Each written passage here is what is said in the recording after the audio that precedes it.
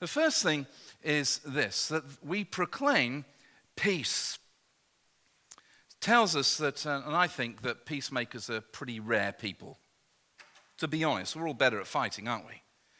We're all better at holding an opinion and not swaying on it. I'm not sure I should read this quote to you, but someone said to me the other week, they said this: opinions are like backsides. Everyone's got them, and most of them stink. I'm in trouble now. Barbie's shaking her head. She still can't catch me, though. There is something about being a peacemaker. There is something about this that Jesus said that they would be blessed. He said in Matthew 5:9, "Blessed are the peacemakers, for they will be called children of God." And I think that tells us that peace is really close to the heart of God. That being a peacemaker must be something that God wants for all his children. But I also think that we've turned that into some kind of spiritual arbitration, that we're supposed to be referees in situations, that people look at that quite narrowly and they start to say, well, actually to be a peacemaker means if someone's having an argument, that we Christians must get involved to resolve it. Have you ever tried that? You ever tried to separate two fighting cats? Who gets scratched? What tends to happen if you try and separate two fighting cats is they turn on you. They turn around and they forget their fight and they turn on you. Have you ever tried to be a peacemaker in a situation and find that all of a sudden you're the villain and you don't understand why? See, being a peacemaker is more than just being a referee. It's about a lifestyle. It seems to me that being a peacemaker has to do with more than we give it credit for.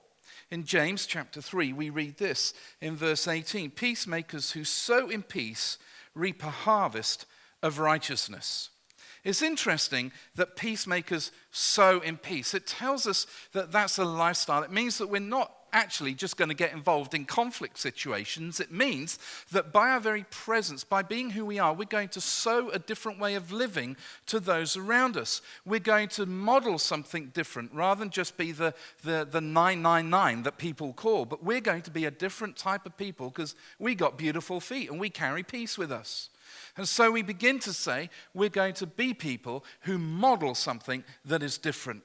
The idea of sowing reminds us of a farmer, and a farmer is someone that's very consistent. Living as I do now in a farming area, what I discovered is that things need nurturing to grow. I didn't know this. I just thought they appeared at supermarkets, but no, they don't. They need nurturing to grow. So a farmer will go and plow the field, and then he'll prepare the field with fertilizer, and then he'll sow, and then he'll protect that seed from birds, and then as the seed comes up, he'll nurture it and feed it, and eventually he harvests it. You see, a farmer just doesn't dip in and out. He's not a splash and dash. He's not just in and out of a situation.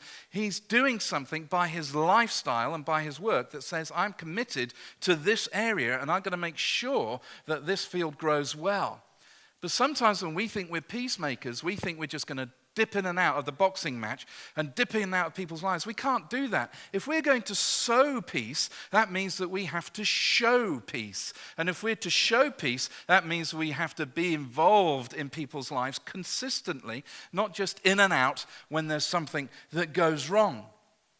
Now, sometimes we have to break off friendships that seem unhealthy, but remember also that people are not disposable. I hear a lot of preaching that goes on and Christians saying, it's right for me just to dispose of people and just to get rid of them. Now I don't think Jesus was best friends with the Pharisees and the Sadducees and all these religious leaders who were persecuting him and plotting for his death. But at the same time, he still engaged with them. He still talked to them. He didn't write them off. Because a lot of that kind of preaching at the moment, I'm saddened by because it bases friendships on what we get out of them. It's like, well, if I'm not getting something out of this friendship, then I'm not going to be friends with you. And actually, that's not in the gospel. I really struggle with this kind of notion that says that someone's difficult, therefore I'm not going to engage with them at all. Now, we all have our friends and we all have our people that we would rather spend time with, but nobody's disposable because Jesus never disposed of anyone.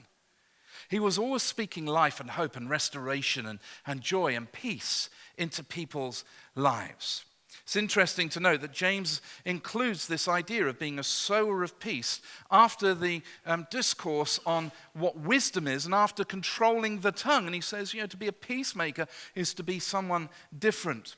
He says this in James chapter 3, verse 17. He says, but the wisdom that comes from heaven is first of all pure, then peace-loving, considerate, submissive, full of mercy and good fruit, impartial and sincere.